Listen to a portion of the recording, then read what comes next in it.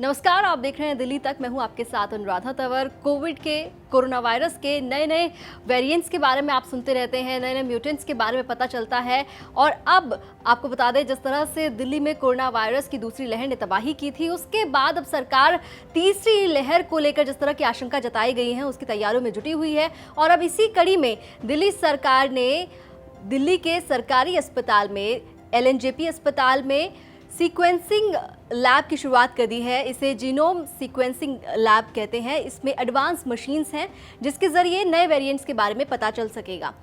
जो पहली लैब है वो LNJP में शुरू की गई और उसके बाद दूसरी लैब का उद्घाटन भी दिल्ली के मुख्यमंत्री अरविंद केजरीवाल ने किया।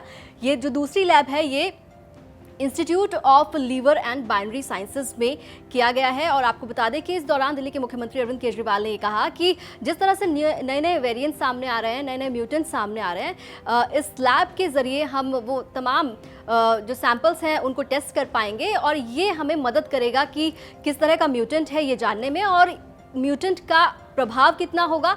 ये तमाम बातें जानने में ये जो लैब है बहुत मददगार साबित होगी। क्या कुछ कहा मुख्यमंत्री अरविंद केजरीवाल ने, वो आपको सुनवाते हैं। बताते हुए बेहद खुशी है दिल्ली के लोगों के लिए कि ILBS में भी जो कोरोना के वायरस है उसकी जो वेरिएंट्स हैं उनकी सीक्वेंसिंग करने के लिए लैब चालू की जा रही है। शुरू हो गई है लैब। मुझे लगता है कि पहले रिजल्ट्स 3-4 दिन के बाद आ जाएंगे। कल हम लोगों ने देखा था LNJP के अंदर पहली ऐसी लैब बनी थी, लेकिन जो ILBS में लैब बनी है वो उससे भी बहुत ज़्यादा एडवांस्ड है और शायद अपने तरीके की नॉर्थ इंडिया की इस तरह की पहली लैब है यहाँ पे। तो मुझे लगता है कि इससे दिल्ली के लोगों को काफ़ी फ़ायदा होगा। अभी तक हमारे जितने भी सैंपल्स थे हमें सेंट्रल गवर्नमेंट के NCDC वगैरह में भेजने पड़ते थे, अब हम लोग यहीं पे कर सकते हैं। और अगर कोई नया वेरिएंट आता है हमें पता चलता है, तुरंत पता चल जाएगा और उसकी जो भी स्ट्रैटेजी बनानी है वो हम स्ट्रैटेजी बना सकते हैं। तो जीनोम सीक्वेंसिंग लैब में किस तरह से सैंपल्स को टेस्ट किया जाएगा, किस तरह से जो वेरिएंट्स, म्यूटेंट्स के बारे में जानकारी मिल पाएगी, कितने दिन में इसका रिजल्ट सामने आएगा, इन तमाम सवालों के जवाब दिए डॉक्टर DK सरेन ने। दिल्ली में तो बहुत ज़्यादा, सबसे ज़्यादा कंट्री के RT-PCR हुए। उन RT-PCR के बाद में जो वायरस का पोर्शन है, जो RNA है, वो हम लोग बचा के रख लेते हैं, दोबारा सैंपल नहीं लेते। और जो पॉजिटिव आएगा उसका RNA, उसके वायरस को अपन सीक्वेंस कर सकते हैं। तो जैसे आपके 100 पॉजिटिव लोग हैं, उनमें से 5 का करीब पूरा वायरस सीक्वेंस कर सकते हैं। 30,000 मॉलिक्यूल्स होते हैं वो सारे। फिर उस सीक्वेंस का रिजल्ट अपन बता सकते हैं कि ये वायरस पुराने से बदला है या पुराने जैसा है।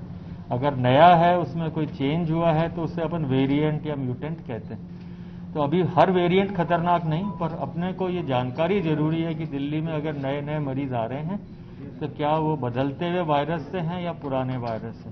और पुराने सारे मरीजों के जो पिछले साल के हैं, करीब 1 लाख से ज़्यादा जो भी थे, उनके सबके सैंपल भी हम लोगों के पास हैं। तो अगर जब भी जैन साहब और सर आदेश देंगे तो हम लोग वो सारे सैंपल या उनमें से एक पोर्शन को सीक्वेंस कर सकते हैं। और सीक्वेंस की जो अभी अवेलेबल कैपेसिटी है वो लगभग 300 सैंपल हर हफ्ते कर सकते हैं और रिजल्ट भी 5-7 दिन में आ सकते हैं। 5 to 7 days full sequencing results can be made available. Genome sequencing lab जो है ये दिल्ली में अपनी तरह की एक पहली लैब है और इसकी शुरुआत जिस तरह से दिल्ली सरकार ने की है उसमें अब ये आसानी हो जाएगी कि वेरिएंट्स की जांच हो पाएगी। इससे पहले केंद्र की जो लैब थी, जिसे NCDC लैब कहते हैं, पुणे भेजने पड़ते थे सैंपल्स और उसके जो रिजल्ट थे वो आने में तकरीबन 15 दिन का वक्त लगता था और इस वजह से काफ़ी देर हो जाती थी। लेकिन अब ये दिक्कत सुलझ गई है और अब दिल्ली में 2 लैब बन चुकी हैं जहां पर जो कोविड के वेरिएंट्स हैं उनकी जांच हो पाएगी। जिस तरह से अगर हम वेरिएंट्स की बात कर रहे हैं कोविड के, तो हमने देखा कि सबसे पहले अल्फा आया, उसके बाद गामा, उसके बाद बीटा, उसके बाद डेल्टा प्लस, इस तरह से नए वेरिएंट्स सामने आ रहे हैं।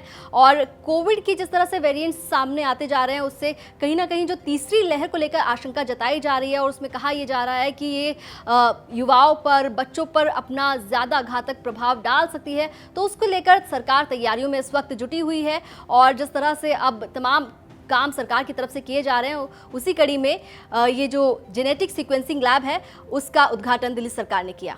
दिल्ली NCR से जुड़ी तमाम खबरों के लिए आप देखते रहिए दिल्ली तक।